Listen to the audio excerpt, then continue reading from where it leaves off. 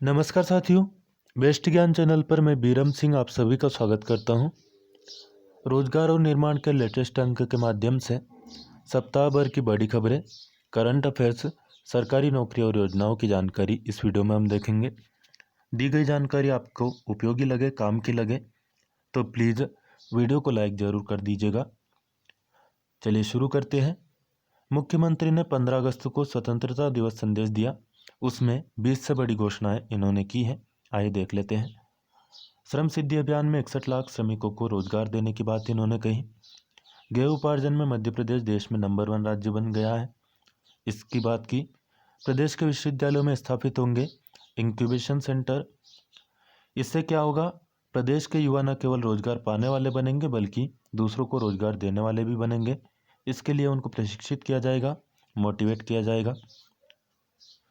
प्रदेश के विश्वविद्यालयों में इसके लिए इंक्यूबेशन सेंटर की स्थापना की जाएगी।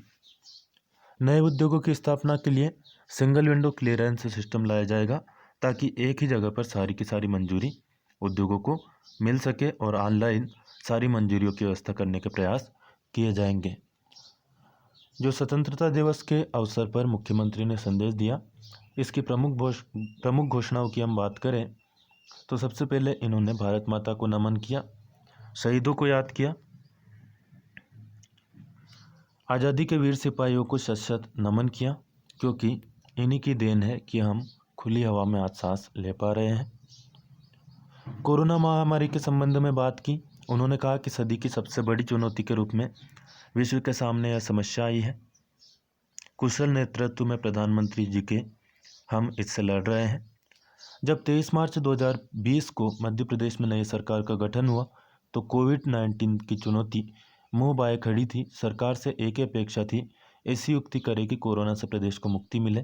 इसीलिए हमने बिना एक भी क्षण गंवाए युद्ध स्तर पर कार्य शुरू कर दिया। कोविड की आपदा से निपटने के लिए सरकार ने समाज के सहयोग से IITT मॉडल अपनाया, यानी कि identify, isolate, test and treat. जहां एक तरफ लॉकडाउन के दौरान अत्यावश्यक वस्तुओं और सेवाओं की निर्बाध आपूर्ति सुनिश्चित की गई, वहीं दूसरी तरफ चिकित्सा सामग्री और अन्य आवश्यक दवाएं जैसे मास्क, ग्लव्स, PPE किट्स, इन सभी की आपूर्ति की गई। भारत की चिकित्सा परंपरा रोग की रोकथाम पर बल देती है। इसी विचार और विश्वास से प्रेरणा लेकर हमने रोग प्रतिरोधक क्षमता बढ़ाने के लिए जीवन अमृत योजना शुरू की। जीवन अमृत योजना क्या है? इसके अंतर्गत 3 करोड़ 80 लाख से अधिक व्यक्तियों को आयुर्वेदिक, होम्योपैथिक और यूनानी जीवन अमृत औषधियाँ तथा रोग प्रतिरोधक काढ़ा निःशुल्क बांटा जा चुका है। प्रदेश में कोरोना संक्रमण की चेन को तोड़ने के लिए 1 से 31 जुलाई 2020 के मध्य चला किल कोरोना अभियान। घर घर जाकर 100% परिवारों का सर्वे इसके अंतर्गत किया गया। 1 अगस्त से शुरू हुआ दूसरा चरण।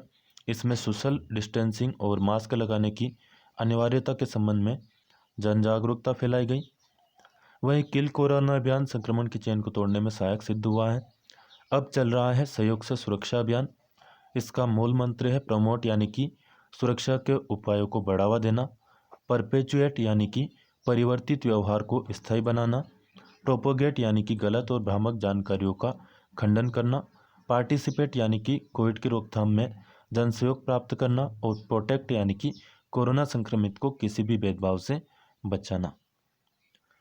कोरोना की महामारी से बचाव के लिए मास्क लगाएं, 2 गज की दूरी यानी 6 फीट की दूरी बनाए रखें, नियमित अंतराल पर अपने हाथ साबुन से धोते रहें, योग, प्राणायाम, व्यायाम, काढ़ा सेवन आदि के माध्यम से अपनी रोग प्रतिरोधक क्षमता को बढ़ाएं।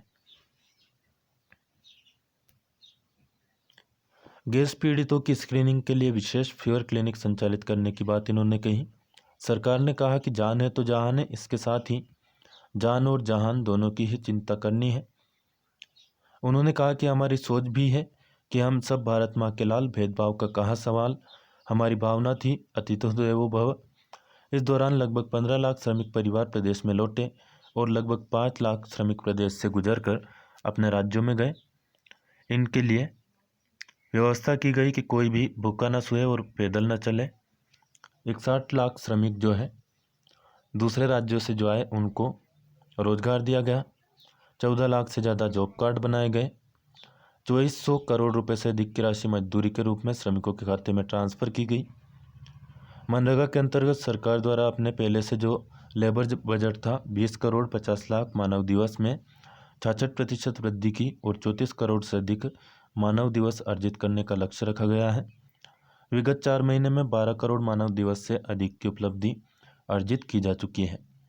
कुशल श्रमिकों और नियोक्ताओं को एक मंच पर लाकर रोजगार उपलब्ध करवाने के लिए रोजगार सेतु पोर्टल चालू किया गया।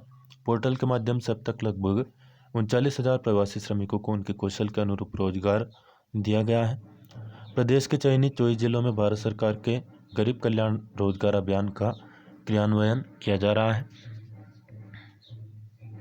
35 प्रकार के छोटे व्यवसायियों के लिए आत्मनिर्भर निधि, प्रधानमंत्री स्ट्रीट वेंडर आत्मनिर्भर निधि के माध्यम से कार्यशील पूंजी 10,000 रुपये तक दी जा रही है। मध्य प्रदेश इस योजना के क्रियान्वयन में देश में नंबर 1 है। देश के 47% से अधिक प्रकरणों की स्वीकृति केवल मध्य प्रदेश में हुई है। पथ विक्रेताओं को ऋण पर 7% से अधिक ब्याज की राशि का भार मध्य प्रदेश सरकार द्वारा वहन किया जाएगा। अब तक 8,70,000 से अधिक पथ विक्रेताओं द्वारा पंजीयन किया जा चुका है। ग्रामीण पथ विक्रेताओं को बिना ब्याज 10,000 रुपये की कार्यशील पूंजी उपलब्ध कराने के लिए एक नई पहल मुख्यमंत्री ग्रामीण स्ट्रीट वेंडर ऋण योजना के रूप में शुरू की गई। इसके अंतर्गत कामगार सेतु पोर्टल पर अब तक लगभग 8,50,000 पंजीयन हो चुके हैं। हम सभी पात्र पथ विक्रेताओं को उनके व्यवसाय के लिए कार्यशील पूंजी दिलाएंगे।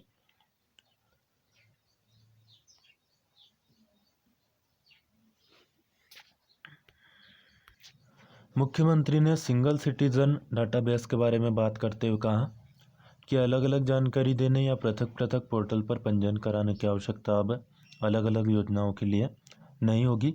सिंगल सिटीजन डाटाबेस प्रदेश में लोक सेवाओं के प्रदाय में दक्षता के एक नए युग की शुरुआत करेगी। आज़ादी के बाद पहली बार हमारी सरकार ने ग्रामीण आबादी क्षेत्र के भू अभिलेख बनाने का कार्य शुरू किया है। इसके माध्यम से ग्रामीण जनता को उनके आवासीय भूखंड पर मालिकाना हक प्रदान किया जाएगा। प्रदेश में शांति और कानून व्यवस्था बनी रहे, अपराधियों के मन में डर रहे, इसके लिए सख्त कदम उठाने की बात इन्होंने कही। FIR आपके द्वार योजना भी शुरू की गई है। पीड़ित व्यक्ति को FIR दर्ज कराने के लिए थाने भी नहीं जाना पड़ेगा। प्रदेश सरकार कर्मचारियों के कल्याण के लिए भी कृत संकल्पित है। कोविड संकट के दौरान कुछ असुविधा हुई है, किंतु ये अस्थायी है और स्थितियां सामान्य होने पर कर्मचारियों को देय सभी लाभ भी उन्हें दिए जाएंगे। लोकल के लिए वोकल का काम चलाया जाएगा। 20 लाख करोड़ रुपए के पैकेज से संभावनाओं के असंख्य द्वार खुले हैं। आत्मनिर्भर मध्य प्रदेश के निर्माण में राज्य के प्राकृतिक, आर्थिक, मानव और भौतिक संसाधनों का उपयोग कर कॉम्पिटिटिव यानी कि प्रतियोगी, सस्टेनेबल यानी संवहनीय और रिजिलियंट यानी नमनीय विकास हमारा लक्ष्य होगा। जनता से सलाह लेकर योजनाएं बनाई जा रही है, इस बारे में इन्होंने बात की। अगले 3 सालों के लिए रोड मैप बनाया जा रहा है मध्य प्रदेश के विकास के लिए। कोविड काल में माननीय प्रधानमंत्री जी के कुशल नेतृत्व में केंद्र सरकार ने हौसले के साथ फैसले लेकर जनशक्ति को राष्ट्रभक्ति में और जन अपेक्षाओं को जन कल्याण में परिवर्तित करने का मार्ग प्रशस्त किया है। हम इस चुनौती से जल्द ही निकलेंगे। एक कविता की लाइन है यहाँ पर इन्होंने उद्धृत की, अच्छी लाइनें हैं, मोटिवेट करती है। कोशिश कर हल निकलेगा, आज नहीं तो कल निकलेगा। अर्जुन के तीर था सद, मरुस्थल से भी जल निकलेगा। मेहनत कर, पौधों को पानी दे, बंजर जमीन से भी फल निकलेगा। ताकत जुटा, हिम्मत को आग दे, फौलाद का भी बल निकलेगा। जिंदा रख दिल में उम्मीदों को, गरल से भी गंगा जल निकलेगा। कोशिश जारी रख, कुछ कर गुजरने की, जो है आज थमा थमा सा चल निकलेगा। कोशिश कर हल निकलेगा, आज नहीं तो कल निकलेगा। फिर से इन्होंने प्रदेशवासियों को शुभकामनाएं दी और इस भाषण को समाप्त किया। अब बात करते हैं किसानों की। 8 करोड़ से अधिक किसानों के खातों में सिंगल क्लिक से ट्रांसफर हुई राशि। प्रधानमंत्री श्री मोदी ने विदिशा जिले के लटेरी के कृषक श्री मुकेश शर्मा से बातचीत की। प्रधानमंत्री release of benefit under PM Kisan and launch of financial facility under agriculture infrastructure fund, इस कार्यक्रम के अवसर पर वेबकास्ट द्वारा देश के कृषक संघों से चर्चा कर रहे थे। प्रधानमंत्री द्वारा 8,55,00,000 किसानों के खाते में 17,100 करोड़ रुपए सिंगल क्लिक से ट्रांसफर किए गए। इसके साथ ही financial facility under agriculture infrastructure fund के तहत 4 साल के लिए 1,00,000 करोड़ रुपए की व्यवस्था की गई है। प्रधानमंत्री ने मध्य प्रदेश सहित कर्नाटक तथा गुजरात के कृषक संघों से भी बातचीत की। कृषकों को रासायनिक खाद और कीटनाशक के कम उपयोग का संदेश इन्होंने दिया, क्योंकि ये स्वास्थ्य के लिए हानिकारक होते हैं।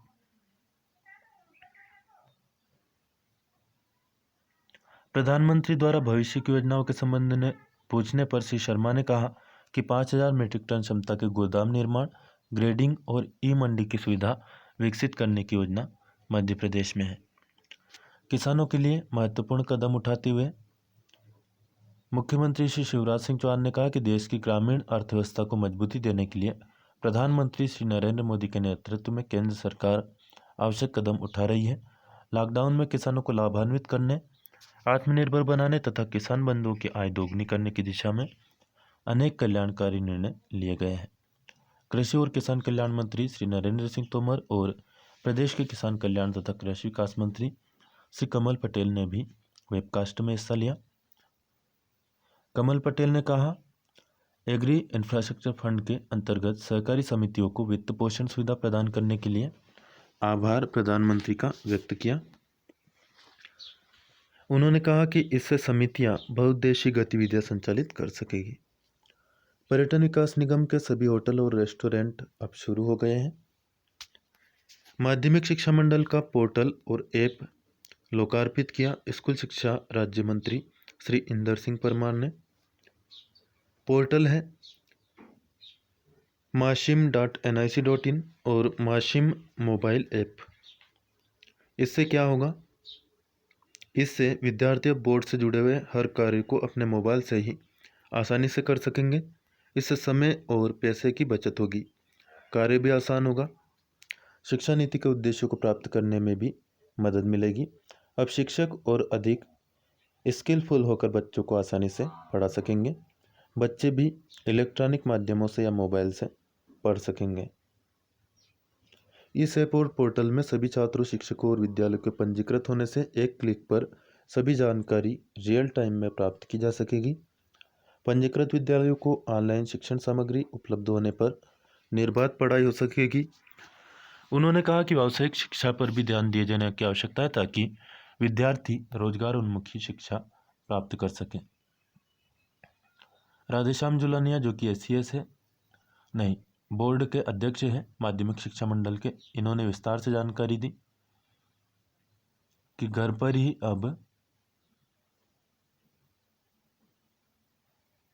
स्कूल की सुविधाएं मिल सकेगी। विद्यार्थियों के लिए सुविधाएं और सेवाएं इसमें कौन कौन सी होगी, इसकी बात करें तो माध्यमिक शिक्षा मंडल के मोबाइल ऐप के माध्यम से विद्यार्थियों को चरणबद्ध रूप में गुणवत्तायुक्त सेल्फ लर्निंग स्टडी मटेरियल उपलब्ध कराया जाएगा। साथ ही ऐप आधारित सतत मूल्यांकन भी होगा। ये सभी सुविधाएं सहज और रियल टाइम में उपलब्ध होगी। यह सुविधा मिलने से विद्यार्थियों को कियोस्क जाने की आवश्यकता नहीं होगी, जिससे डाटा और डॉक्यूमेंट की गोपनीयता और सुरक्षा बनी रहेगी। साथ ही दुरुपयोग की संभावना भी नहीं होगी। विद्यालयों के लिए सुविधा की बात करें तो माध्यमिक शिक्षा मंडल मोबाइल ऐप मंडल और विद्यालयों के बीच सीधे संवाद के लिए एक प्लेटफॉर्म की तरह कार्य करेगा। इसके लिए विद्यालयों को लॉगिन करना होगा। DLED प्रथम और द्वितीय वर्ष 2020 की परीक्षा अब 1 सितंबर से होगी, 11 सितंबर तक चलेगी। प्रथम वर्ष की परीक्षा सुबह 9 से 12 बजे तक और दोपहर 2 से 5 बजे तक द्वितीय वर्ष की परीक्षा होगी। परीक्षा कार्यक्रम मंडल की वेबसाइट www.mpbsc.nic.in पर भी देखा जा सकता है। रोजगार सेतु पोर्टल से मजदूरों को काम मिल रहा है। कौशल एवं दक्षता के अनुसार रोजगार से 38,906 श्रमिक अभी तक जुड़ चुके हैं।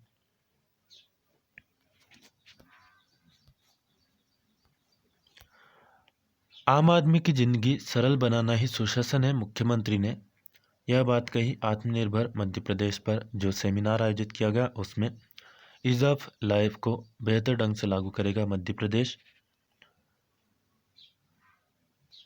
यहाँ पर बहुत सारी बातें मुख्यमंत्री ने कही है। पहले से जो कार्य हुआ है उसे तकनीक के सहयोग से और अच्छे से किया जाएगा। गुड गवर्नेंस से ई गवर्नेंस की ओर और अब उससे भी एम गवर्नेंस की ओर हम जा रहे हैं।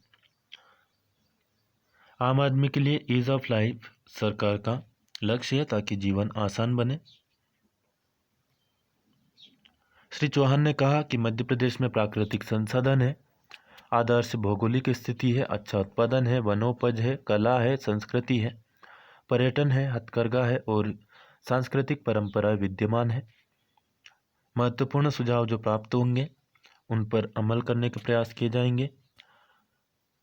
मध्य प्रदेश में सुशासन के लिए ठोस कदम उठाए गए हैं, यह बात मुख्यमंत्री ने कही, जैसे कि समाधान ऑनलाइन, जनदर्शन, वनडे गवर्नेंस और पब्लिक सर्विस गारंटी कानून, ये सब बनाकर आमजन को त्वरित समाधान उपलब्ध कराया गया है। संयुक्त राष्ट्र ने भी इसे पुरस्कृत किया। इसके अलावा सिटीजन चार्टर में सेवा के समय पर न दिए जाने के दोषी लोगों को दंडित करने का कार्य भी किया गया है। इस व्यवस्था का अन्य राज्यों ने भी अनुसरण किया है। किस व्यवस्था का? सिटीजन चार्टर का। यही नहीं, सीएम हेल्पलाइन और सीएम मॉनिट की प्रभावी व्यवस्था भी की गई है। कार्य की समाधान प्रक्रिया में व्यक्ति बाधा न बने, इसके लिए सिंगल सिटीजन डाटाबेस शीघ्र ही लाया जाएगा। सूचना प्रौद्योगिकी के प्रयोग से इंसान बहुत से सरकारी कार्यों के बीच में नहीं आता है। मुख्यमंत्री ने कहा कि मध्य प्रदेश में किए गए नवाचार लोगों के लिए राहत का माध्यम बने हैं। शीघ्र ही सिंगल सिटीजन डाटाबेस के अंतर्गत एक ही स्थान पर एक ही पोर्टल के माध्यम से विभिन्न योजनाओं के क्रियान्वयन का कार्य आसानी से हो सकेगा। आत्मनिर्भर मध्य प्रदेश के रोड मैप पर 1 सितंबर से कार्य शुरू हो जाएगा। देशी चिकित्सा को बढ़ावा, संस्कार और रोजगार देने वाली शिक्षा मध्य प्रदेश में लागू की जाएगी। मंत्रियों का समूह आत्मनिर्भर मध्य प्रदेश के लिए बनाया गया है। 25 अगस्त तक अपनी सिफारिशें प्रस्तुत करने के लिए मंत्री समूह को निर्देश दिए गए हैं। 1 सितंबर से इसे आगामी 3 वर्षों के लिए प्रदेश में लागू कर दिया जाएगा। अलग अलग मंत्रियों को अध्यक्ष इसके लिए बनाया गया है। योग को मध्य प्रदेश में बढ़ावा दिया जाएगा। वही हमारी शिक्षा, संस्कार और रोजगार देने वाली होगी। हमें पश्चिम का अंधानुकरण नहीं करना है। 6वीं कक्षा से ही व्यावसायिक शिक्षा को लागू किया जाएगा। परंपरागत ज्ञान को अभिलेखित किया जाएगा। सर्व सुविधायुक्त स्कूलों को प्रोत्साहित करेंगे। प्रतिभा निखारने के लिए मध्य प्रदेश में प्रखर योजना चालू की जाएगी। तो प्रतिभा निखारने के लिए एक और योजना शुरू होनी है, प्रखर योजना। वहीं लोकल को वोकल बनाने के लिए हर ग्राम हर नगर आत्मनिर्भर हो, इसके लिए प्रयास किए जाएंगे। एक जिले को विशेष पहचान मिले, इसके लिए लघु कुटीर उद्योगों को बढ़ावा दिया जाएगा। वन नेशन वन मार्केट की अवधारणा पर काम करने के लिए निर्देश दिए गए हैं। मध्य प्रदेश में ऐसी क्षमता है कि वह पूरे देश की खाद्य तेल की आवश्यकता को पूरा कर सकता है। इसके लिए खाद्य तेल और दालों के उत्पादन को बढ़ावा दिया जाना चाहिए। कृषि उत्पादों का निर्यात बढ़ाने के प्रयास किए जाएंगे। प्रदेश कृषि में नंबर 1 है, लेकिन 0.8% केवल निर्यात मध्य प्रदेश करता है। निर्यात बढ़ाने के लिए प्रयास करने की बात इन्होंने कही। खाद्य प्रसंस्करण उद्योग, कोल्ड स्टोरेज और अन्य कृषि उत्पाद प्रसंस्करणों को बढ़ावा दिया जाएगा। पशुपालन और डेयरी क्षेत्र का भी विकास किया जाएगा। आउट ऑफ बजट फंड की व्यवस्था की जाएगी। एक टीम इसके लिए बनाई जाएगी, यानी कि बजट के अलावा भी अन्य साधनों से पैसा आ सके। कृषि उत्पादक प्रसंस्करण को बढ़ावा देना होगा। नीति आयोग के सीईओ श्री अमिताभ कांत ने कहा कि मध्य प्रदेश की एसजीडीपी में कृषि का 42% हिस्सा, एसडीजीपी यानी स्टेट ग्रोस डोमेस्टिक प्रोडक्ट में कृषि का हिस्सा है 42%, किंतु कृषि उत्पादों पर आधारित उद्योगों की यहाँ पर कमी है। इनको बढ़ावा दिया जाना चाहिए। खाद्य प्रसंस्करण को बढ़ावा मिले, कृषि उत्पाद प्रसंस्करण को बढ़ावा मिले। इसके साथ ही प्रदेश में पर्यटन उद्योग और ई कॉमर्स को बढ़ावा देने की भी आवश्यकता है। अमिताभ कांत ने कहा कि स्वास्थ्य के क्षेत्र में मध्य प्रदेश ने अच्छा काम किया है, सराहनीय काम किया है। आत्मनिर्भर मध्य प्रदेश के अंतर्गत 8,850 करोड़ रुपए का अनुमानित निजी निवेश का लक्ष्य मध्य प्रदेश में रखा गया है। 2021-22 में प्रदेश में 1500 मेगावाट के सोलर पार्क, 600 मेगावाट के ओंकारेश्वर के फ्लोटिंग सोलर पार्क और 30 मेगावाट का सोलर रूफटॉप के साथ ही 200 ईवी चार्जिंग स्टेशन प्रस्तावित है। इसके लिए जरूरी पहल की जाएगी, कदम उठाए जाएंगे। श्री डंग ने पीएम किसान ऊर्जा सुरक्षा एवं उत्थान महाअभियान यानी कि कुसुम के बारे में भी अधिकारियों से विस्तार से जानकारी ली। प्रबंध संचालक श्री दीपक सक्सेना ने बताया कि इसके तहत किसानों को आत्मनिर्भर बनाने के लिए 500 किलोवाट से 2 मेगावाट तक के विद्युत उत्पादन की योजना है पीएम कुसुम योजना के अंतर्गत। साथ ही मंदसौर में 915 सब स्टेशन पर 300 मेगावाट की सोलर परियोजना का लक्ष्य है। नवीन और नवकरणीय ऊर्जा मंत्री ने मुख्यमंत्री सोलर पंप योजना पीएम कुसुम व से जुड़े विभिन्न पहलुओं के बारे में जानकारी तलब की। तो पीएम कुसुम भी पार्ट ए और पार्ट बी के हिसाब से अलग अलग बनाई गई है। पहली योजना है प्लांट लगाने से संबंधित और दूसरी योजना है पंप के लिए, सोलर पंप के लिए।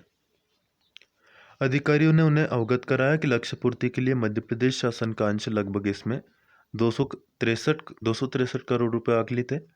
प्रबंध संचालक ने बताया कि मंदसौर जिले में 262 कार्यादेश जारी हो चुके हैं तथा 178 सोलर पंप की स्थापना हो गई है। इसी प्रकार पीएम गरीब कल्याण रोजगार अभियान के तहत 256 पंपों की स्थापना की जा चुकी है। आप भी इसके लिए ऑनलाइन अप्लाई कर सकते हैं, लिंक आपको डिस्क्रिप्शन में मिल जाएगी। एक सेपरेट वीडियो इसके लिए बनाया हुआ है। श्री डंग ने निर्देश दिए कि जारी किए गए कार्यादेश पर शीघ्र पंप स्थापना के लिए कदम उठाए जाए। नीमच जिले में 500 मेगावाट, आगर में 550, शाजापुर में 450, छतरपुर में 1500 मेगावाट, मुरैना में 1400 मेगावाट और ओंकारेश्वर में 600 मेगावाट क्षमता के प्रस्तावित सौर पार्क को मूर्त रूप दिया जाएगा। श्री डंग ने रेस्को मॉडल आधारित सौर संयंत्र रूफटॉप के क्रियान्वयन की स्थिति के बारे में अधिकारियों से ब्यौरा तलब किया। मौजूद अधिकारियों ने अवगत कराया कि प्रस्ताव आमंत्रण के लिए ईओआई जारी किया जा चुका है। आदिवासियों को जंगल और वन्य प्राणियों से रहा है गहरा लगाव। 9 अगस्त को विश्व आदिवासी दिवस मनाया जाता है। यहाँ पर आदिवासियों के लिए जो योजनाएं मध्य प्रदेश में चलाई जा रही है उसकी हम बात करें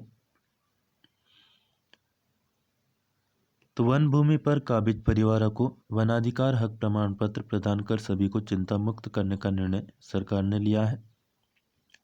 दावा प्रकरण के निराकरण में गांव के 2 बुजुर्गों के कथन दर्ज कर साक्ष्य के रूप में लेने का प्रावधान है। आदिम जाति कल्याण मंत्री ने विभागीय योजनाओं की गतिविधियों की समीक्षा की और कहा कि आहार अनुदान योजना में भी कोई भी बेघर परिवार की मुखिया महिला वंचित नहीं होना चाहिए।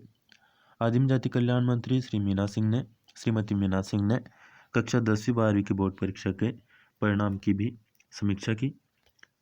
गंदगी भारत छोड़ो अभियान में नगरीय निकायों की अब रैंकिंग होगी। गंदगी भारत छोड़ो मध्य प्रदेश अभियान 16 से 30 अगस्त तक मध्य प्रदेश में चलना है।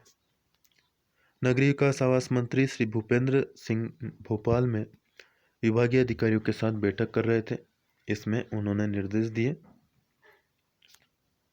कि अलग अलग जिलों में कोई ना कोई स्वच्छता से जुड़ा कार्यक्रम अवश्य रखा जाए। 16 से 18 अगस्त तक स्वच्छता शपथ और व्यक्तिगत शौचालय का रखरखाव, सफाई पर शासकीय संगठनों के माध्यम से झुग्गी बस्तियों एवं अन्य मोहल्लों में नागरिकों से चर्चा की जाएगी। 4R रिसाइकिल, रीयूज, रिड्यूस और रिफ्यूज के संबंध में निकायों और युवाओं से ऑनलाइन संवाद होगा 19 से 21 अगस्त। 22 से 24 अगस्त तक नैपकिन और उपयोग किए गए मास्क आदि के सुरक्षित निपटान के संबंध में जागरूकता फैलाई जाएगी। 25 से 27 अगस्त तक आवासीय परिसरों में स्रोत पर अपशिष्ट पृथक्करण और घरेलू हानिकारक कचरे का सुरक्षित निपटान करने के संबंध में जन जागरूकता के साथ ही स्वसहायता समूह के सदस्यों और आवासीय संघों से चर्चा की जाएगी। 28 से 30 अगस्त तक निकायों और सहयोगी संगठनों के सहयोग से स्वच्छता श्रमदान तथा निकाय द्वारा सभी सार्वजनिक शौचालयों के अंदर और बाहर विशेष सफाई अभियान चलाया जाएगा। One nation one ration card के अंतर्गत अगले माह यानी कि 1 सितंबर से मिलेगा निःशुल्क राशन। खाद्य नागरिक आपूर्ति और उपभोक्ता संरक्षण मंत्री श्री बिसाव लाल सिंह ने कहा कि 37 लाख लोगों को इस माह के अंत तक निःशुल्क राशन पर्ची उपलब्ध करवाई जाएगी। राशन पर्ची नहीं होने के कारण ये लोग शासन की योजना का लाभ नहीं उठा पा रहे थे, अब इनको लाभ मिलेगा। श्री सिंह ने बताया कि one nation one ration card योजना के अंतर्गत मध्य प्रदेश का श्रमिक यदि प्रदेश के बाहर भी जाता है तो वहाँ से भी उसे जिला कलेक्टर कार्यालय में अपना पंजीकरण कराना होगा। उसके बाद में खाद्यान्न उसे मिलने लगेगा। वेयर हाउस निर्माण में सशुल्क विभागीय एक्सपर्ट मिल सकेंगे। बैठक में संचालक खाद्य श्री तरुण पिथौड़ा ने बताया कि विभाग वेयर हाउस के निर्माण के संबंध में अशासकीय व्यक्ति को विभागीय एक्सपर्ट उपलब्ध करवाने की व्यवस्था करेगा। इस सुविधा का लाभ संबंधित व्यक्ति या संस्था एक निश्चित शुल्क जमा कर ले सकेगी। इससे वेयर हाउस के क्षेत्र में काम करने वालों को मदद मिलेगी। कोविड वार्ड में वरिष्ठ चिकित्सा अधिकारियों का भ्रमण सुनिश्चित करने के निर्देश गृह और जेल मंत्री डॉक्टर नरोत्तम मिश्रा ने दिए। नई शिक्षा नीति का मध्य प्रदेश में आदर्श क्रियान्वयन होगा। मुख्यमंत्री श्री शिवराज सिंह चौहान भोपाल में आत्मनिर्भर मध्य प्रदेश के रोड मैप के लिए स्वास्थ्य और शिक्षा वेबिनार को संबोधित कर रहे थे, उसमें उन्होंने यह बात की है। नई शिक्षा नीति के 3 प्रमुख उद्देश्य है, ज्ञान, कौशल और संस्कार। इसी सोच से यह नीति तैयार की गई है, ज्ञान, कौशल और संस्कार। मुख्यमंत्री ने बताया कि तकनीकी शिक्षा के क्षेत्र में मध्य प्रदेश में 600 करोड़ रुपए की लागत से सिंगापुर के सहयोग से ग्लोबल स्किल पार्क के विकास की योजना है। इसके क्रियान्वयन की गति बढ़ाई जाएगी। वेबिनार में केंद्रीय मानव संसाधन विकास मंत्री श्री रमेश पोखरियाल निशंक ने कहा कि आत्मनिर्भर मध्य प्रदेश के लिए वेबिनार का आयोजन प्रशंसनीय है। भारत की नई शिक्षा नीति के लिए करीब 2.25 लाख सुझाव प्राप्त हुए। नई शिक्षा नीति में 10+2 फॉर्मेट के स्थान पर 5+3+3+4 यह फॉर्मेट लागू होगा। यानी पहले 5 साल जो है इसमें नर्सरी के लिए 2 क्लास होगी, जैसे प्राइवेट स्कूलों में होता है, सेम वही फॉर्मेट यहाँ पर लागू किया जाएगा। यानी कि जब बच्चा 5 साल का हो जाएगा तब वह दूसरी में रहेगा, 8 साल का हो जाएगा तो वह 5वीं में पहुँचेगा। इसी प्रकार से आगे आप जोड़ सकते हैं। 11 साल का बच्चा रहेगा 8वीं में, 14 साल का बच्चा रहेगा 11वीं में, 15 साल का बच्चा रहेगा 12वीं में।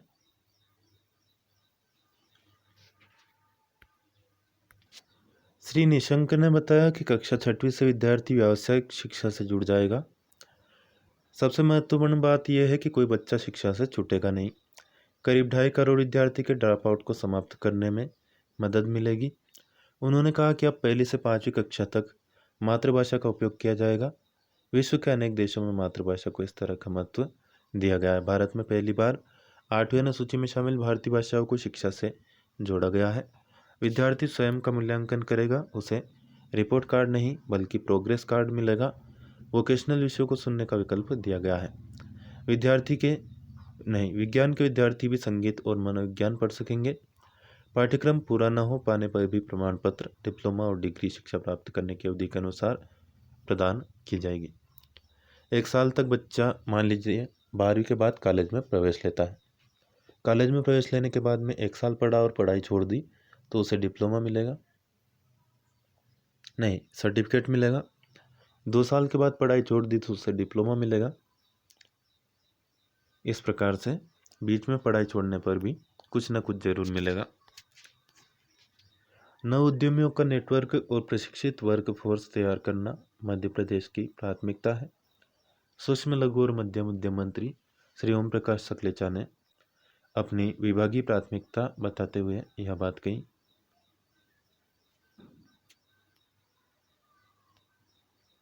ग्रामीण क्षेत्रों में भी पर्यावरण सुधार के कदम उठाए जाए। नवीन नवकरणीय ऊर्जा तथा पर्यावरण मंत्री श्री हरदीप सिंह डंग ने भोपाल स्थित मंत्रालय में निर्देश दिए। राजनीतिक मामलों के लिए मंत्रिपरिषद समिति गठित की गई है।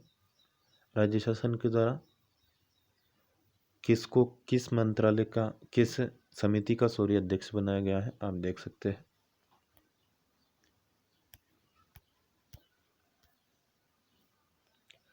कार्यालय अध्यक्ष काउंसलिंग समिति तकनीकी शिक्षा संचालनालय ने विज्ञप्ति जारी की है तकनीकी और व्यावसायिक पाठ्यक्रमों में प्रवेश के लिए। एकीकृत पाठ्यक्रम 5 वर्ष MBA या MCA में आप प्रवेश ले सकते हैं 18 अगस्त तक। सभी के लिए शुरू होने की तिथि है 18 अगस्त। एक्चुअली शुरू होने की तिथि है 18 अगस्त। तो इन सभी पाठ्यक्रमों में प्रवेश के आप इच्छुक हो तो ले सकते हैं। और ज़्यादा जानकारी के लिए वेबसाइट है dt.mpline.gov.in, यहाँ पर जानकारी प्राप्त की जा सकती है। फ़ोन नंबर भी दिए हैं। काउंसलिंग की संभावित तिथियाँ भी यहाँ पर दी हुई है। वीडियो को रोक करके या फिर स्क्रीनशॉट लेकर के आप देख सकते हैं। ये थी दोस्तों इस पेपर में दी गई मध्य प्रदेश की तमाम बड़ी खबरें। मुख्यमंत्री का 15 अगस्त को जो संदेश था उसमें केवल इतनी ही बातें उन्होंने नहीं की, और भी बहुत सारी घोषणाएं की है। किसानों और गरीबों के लिए क्या कुछ किया गया अब देख लेते हैं। राज्य सरकार one nation one ration card की महत्वाकांक्षी योजना ला रही है। प्रदेश के ऐसे 24 श्रेणियों के पात्र लगभग 37 लाख हितग्राही जिनके पास राष्ट्रीय खाद्य सुरक्षा अधिनियम के अंतर्गत पात्रता पर्ची नहीं है, उन्हें भी 31 अगस्त 2020 तक पात्रता पर्ची जारी कर निःशुल्क खाद्यान्न प्रदान किए जाने का महाअभियान शुरू किया गया है। गरीब की थाली कभी खाली न रहे, राज्य सरकार इस बात के लिए कृत संकल्पित है। आगे इन्होंने गेहूं उपार्जन की बात की। इसी प्रकार चने की प्रति एकड़ क्रय मात्रा 15 क्विंटल से बढ़ाकर 20 क्विंटल और सरसों की 13 से 20 क्विंटल की गई। किसानों को 0% ब्याज पर फसल ऋण उपलब्ध कराने की योजना लगातार जारी रखी गई है। हमारी सरकार ने 2018-19 की फसल बीमा की प्रीमियम राशि 2200 करोड़ का भुगतान बीमा कंपनियों को किया, जिससे 16 लाख किसानों को फसल हानि के 3100 करोड़ रुपए प्राप्त हुए। वर्ष 2019-20 के प्रीमियम का भी भुगतान किया जाएगा, जिसके फलस्वरूप किसानों को 4000 रुपये से अधिक का भुगतान होगा, यानी कि अभी तक प्रीमियम का भुगतान नहीं किया गया है। प्रधानमंत्री किसान सम्मान निधि योजना के अंतर्गत अगस्त 2020 से प्रारंभ हो रहे 4 माहों के लिए लगभग 75 लाख किसानों को 1500 करोड़ रुपए से अधिक की राशि का भुगतान भी किया गया है। मंडी अधिनियम में संशोधन की इन्होंने बात कही। एक ही लाइसेंस से व्यापार करने, निजी क्षेत्र में मंडियों की स्थापना और कृषि उपज को किसान के द्वार से सीधे खरीदने की सुविधा शुरू की गई है। प्रदेश सरकार खेती को लाभ का व्यवसाय बनाने के लिए कृत संकल्पित है। देश में कृषि से जुड़ी सुविधाएं तैयार करने के लिए 1 लाख करोड़ रुपए की प्रधानमंत्री कृषि अधोसंरचना निधि के अंतर्गत मध्य प्रदेश को मिलने वाली लगभग 7500 करोड़ रुपए की संभावित सहायता से प्रदेश के किसानों की आय को दोगुना करने की दिशा में रणनीति तैयार कर सार्थक प्रयास किए जाएंगे। कृषि अधोसंरचना निधि के माध्यम से warehouse, cold storage, silo, grading और packaging unit, e trading platform और सप्लाई चेन अधोसंरचना का निर्माण किया जाएगा। आत्मनिर्भर मध्य प्रदेश अभियान के अंतर्गत अगले 3 सालों में प्रदेश में 1000 नए कृषक उत्पादक संगठन बनाए जाएंगे। इन्हें पूंजी अनुदान दिया जाएगा। क्रेडिट गारंटी और प्रशिक्षण भी दिया जाएगा। मां नर्मदा मध्य प्रदेश की जीवनदायिनी है। मध्य प्रदेश को आवंटित 18.25 MAF नर्मदा जल का उपयोग सुनिश्चित करने के लिए रणनीति पर काम चल रहा है। साबर परियोजना सहित अनेक परियोजनाओं को मंजूरी दी गई है। इन सिंचाई परियोजनाओं के माध्यम से प्रदेश में सिंचाई की अतिरिक्त क्षमता विकसित होगी। मध्य प्रदेश के 5 जिलों में लगभग 1700 करोड़ रुपए की लागत से भूजल स्रोतों में लघु और सीमांत कृषकों को सिंचाई उपलब्धता प्रदान की जाएगी। आत्मनिर्भर मध्य प्रदेश अभियान के अंतर्गत उद्यानिकी और खाद्य प्रसंस्करण के क्षेत्र में भी अपार संभावना है। प्रधानमंत्री सूक्ष्म खाद्य उद्योग उन्नयन योजना, ऑपरेशन ग्रीन योजना, हर्बल खेती संवर्धन, मधुमक्खी पालन और फसलोत्तर प्रबंधन परियोजनाएं जैसे कि प्राइमरी प्रोसेसिंग सेंटर और राइपिंग चैम्बर आदि के लिए ऋण सहायता प्रदान की जा रही है। मछली पालन के क्षेत्र में मछुआरों की आय को दोगुना करने के लिए 0% ब्याज पर इनको भी ऋण दिया गया है। मछुआरों को निःशुल्क दुर्घटना बीमा योजना का लाभ भी दिया जा रहा है। पशुधन विकास के लिए दुग्ध संघों को सुदृढ़ बनाया जाएगा। 2,68,000 दुग्ध सहकारी समितियों से संबद्ध दुग्ध उत्पादकों और अन्य किसानों के KCC बनाए जा रहे हैं। महिला सशक्तिकरण के लिए महिला स्व सहायता समूह के लिए कम ब्याज पर ऋण की व्यवस्था है। 1300 करोड़ रुपए से अधिक का ऋण 4% पर दिए जाने का लक्ष्य है, जो कि पिछले वर्षों से 4 गुना होगा। प्रधानमंत्री मातृ वंदना योजना के 5,09,000 से अधिक हितग्राहियों के बैंक खातों में 84 करोड़ रुपए से अधिक राशि का भुगतान किया जा चुका है। कोरोना काल में लाडले लक्ष्मी योजना के अंतर्गत 78,000 से अधिक प्रकरणों में ई सर्टिफिकेट जारी किए गए हैं। हर पात्र अनुसूचित जनजाति वर्ग के व्यक्ति को पट्टा दिया जा रहा है। साहूकारों के चंगुल से मुक्त कराने के लिए सरकार ने निर्णय लिया है कि अनुसूचित क्षेत्रों में अनुसूचित जनजाति के हमारे भाइयों और बहनों को नियमों के विपरीत जो ऋण 15 अगस्त 2020 तक दिए गए हैं, उन सभी ऋणों को अब नहीं चुकाना होगा। प्रदेश के आदिवासी भाई बहनों द्वारा संग्रहित की जाने वाली हर्रा, बहेड़ा, सालबीज, महुआ, अचार, गुठली, नागर मोथा आदि के मूल्यों में वृद्धि की जाकर उनका उपार्जन किया गया है। तेंदुपत्ता संग्रहण के पारिश्रमिक के साथ साथ गत वर्ष के बोनस की राशि कुल 580 करोड़ रुपए का भुगतान भी किया गया है। प्रदेश की अति पिछड़ी जनजातियां हैं सहरिया, बेगा और भारिया जनजाति की 2,22,000 से अधिक महिलाओं के खातों में लगभग 20 करोड़ रुपए की राशि ट्रांसफर की गई है।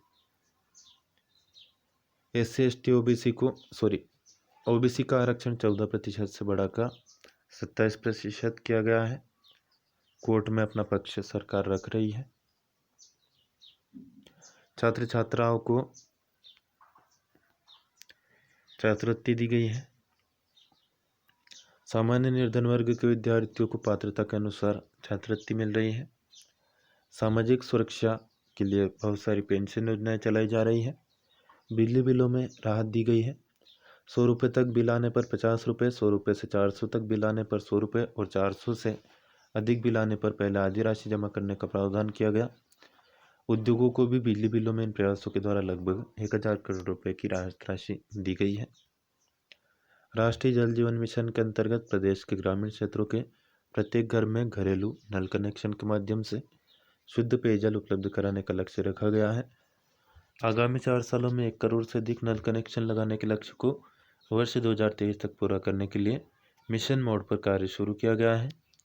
इस वर्ष के लिए सरकार द्वारा मिशन के अंतर्गत 3,000 करोड़ रुपए से अधिक की योजनाएं स्वीकृत की गई है, ताकि वर्ष के अंत तक ग्रामीण क्षेत्र के 26 लाख से अधिक घरों में नल कनेक्शन स्थापित करने का लक्ष्य प्राप्त किया जा सके। स्वच्छता सर्वेक्षण 2019 में भोपाल को देश की स्वच्छतम राजधानी घोषित किया गया है। इंदौर लगातार 3 वर्षों से देश में नंबर 1 स्वच्छ शहर बना हुआ है। इस बार चौथे वर्ष भी नंबर 1 रहा। भोपाल और इंदौर में मेट्रो रेल परियोजना को स्वीकृति दी गई है, काम भी शुरू किया गया है।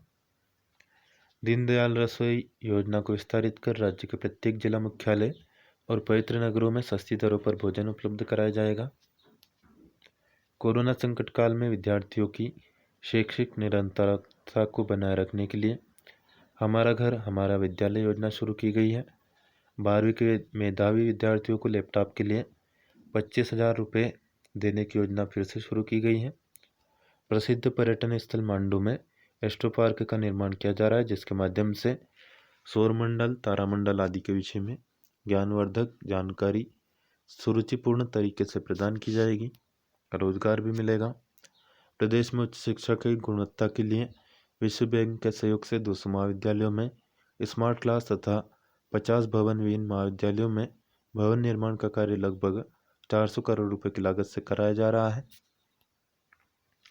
गत दिनों माननीय प्रधानमंत्री ने रीवा में 750 मेगावाट की अल्ट्रा मेगा सोलर परियोजना का लोकार्पण किया। यह विश्व की सौर ऊर्जा उत्पादन करने वाली बड़ी इकाइयों में से एक है। प्रदेश विद्युत के मामले में आत्मनिर्भर बना रहेगा। राज्य सरकार ओंकारेश्वर में 3000 करोड़ रुपए की लागत से 600 मेगावाट का विश्व का सबसे बड़ा फ्लोटिंग सोलर पावर प्लांट तैयार करेगी। इस सोलर प्लांट के निर्माण के फलस्वरूप सौर ऊर्जा के क्षेत्र में मध्य प्रदेश विश्व के नक्शे पर बड़े नवकरणीय ऊर्जा उत्पादक क्षेत्रों की श्रेणी में सम्मिलित हो जाएगा। इसी प्रकार प्रदेश के मुरैना, छतरपुर, आगर, शाजापुर और नीमच जिलों में भी लगभग 4400 मेगावाट के सोलर पावर प्लांट स्थापित किए जाएंगे। चंबल क्षेत्र के सर्वांगीण विकास के लिए चंबल प्रोग्रेस वे को फास्ट ट्रैक मोड में विकसित किया जाएगा। अब इसका नाम अटल प्रोग्रेस वे होगा। लगभग 6000 करोड़ रुपए की लागत से बनने वाला 309 किलोमीटर लंबाई का यह वे श्योपुर, मुरैना और भिंड से राजस्थान और उत्तर प्रदेश की सीमाओं को जोड़ेगा। यह मार्ग भिंड में गोल्डन क्वाड्रिलेटरल, आगरा कानपुर मार्ग, मुरैना में नॉर्थ साउथ कॉरिडोर और राजस्थान में दिल्ली मुंबई कॉरिडोर से जोड़ा जाएगा। अमरकंटक से होकर अलीराजपुर के रास्ते गुजरात को जाने वाले लगभग 1300 किलोमीटर लंबाई के नर्मदा एक्सप्रेसवे से जुड़े चिन्हित क्षेत्रों से नया निवेश लाया जाएगा। रेडीमेड गारमेंट क्षेत्र के उद्योगों में बड़ी संख्या में रोजगार का सृजन होता है। अभियंत्र संयंत्र और भवन में 25 करोड़ से अधिक पूंजी निवेश करने वाली गारमेंट निर्माण इकाइयों को मेगा स्तर की औद्योगिक इकाई माना जाएगा।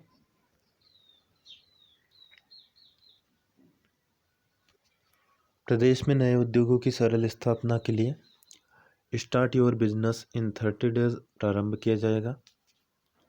फार्मा पार्क विकसित किया जाएगा। विभिन्न श्रम कानूनों में बदलाव के बारे में इन्होंने बात की। आत्मनिर्भर मध्य प्रदेश के अंतर्गत अगले 3 वर्षों में कुटीर और ग्रामोद्योग का जाल बिछाया जाएगा। हथकरघा, हस्तशिल्प तथा फास्ट मूविंग कंज्यूमर गुड्स से संबंधित इकाइयों को मृगनयनी एवं विंध्यावली ब्रांड से जोड़ने हेतु विशेष रणनीति तैयार की गई है, जिससे इन इकाइयों को मार्केटिंग सुविधा उपलब्ध कराई जा सकेगी। राज्य सरकार द्वारा तत्कालीन 31 मुख्य खनिजों को गौण खनिज में सम्मिलित किया गया है। इसके लिए नवीन गौण खनिज नीति बनाई जाएगी। युवाओं को कौशल प्रशिक्षण के लिए भोपाल में कौशल विकास परियोजना के अंतर्गत ग्लोबल स्किल पार्क और 10 संभागीय ITI के उन्नयन और नवनिर्माण का कार्य प्रगति पर है। जबलपुर, इंदौर, उज्जैन, सागर, भोपाल, होशंगाबाद, रीवा, शहडोल, ग्वालियर और भिंड की ITI को उत्कृष्ट संस्थाओं के रूप में विकसित किया जा रहा है। प्रदेश में इस प्रकार का वातावरण तैयार करना है जिससे राज्य के युवा न केवल रोजगार पाने वाले बल्कि देने वाले बने। इसके लिए विश्वविद्यालयों में इंक्यूबेशन सेंटर की स्थापना की जाएगी। प्रदेश में थीम आधारित पर्यटन circuit, Amarkantak circuit, Ramayana circuit, Tirthankar circuit, Narmada परिक्रमा आदि और अनुभव आधारित पर्यटन जैसे कि diamond tour, sari making tour को बढ़ावा दिया जाएगा। चित्रकूट से लेकर अमरकंटक तक रामन गमन पथ का विकास और सुंदरीकरण किया जाएगा। राष्ट्रीय उद्योगों के बफर में सफर योजना शुरू की जाएगी जिससे पर्यटन को बढ़ावा मिले। मध्य प्रदेश में नागरिकों का सिंगल सिटीजन डाटाबेस तैयार किया जाएगा। यह थी दोस्तों सप्ताह भर की तमाम बड़ी खबरें। पौने घंटे से कम में आपको देने का प्रयास किया है। प्रयास अच्छा लगे तो लाइक जरूर कर दीजिए। चैनल को सब्सक्राइब न किया हो तो सब्सक्राइब कर लीजिए। सब्सक्राइब कर चुके हो तो बेल आइकन प्रेस कर दीजिए। कोई प्रश्न या सुझाव हो तो कमेंट करके पूछ सकते हैं, बता सकते हैं। फिलहाल इस वीडियो में इतना ही। धन्यवाद। जय हिंद, जय भारत।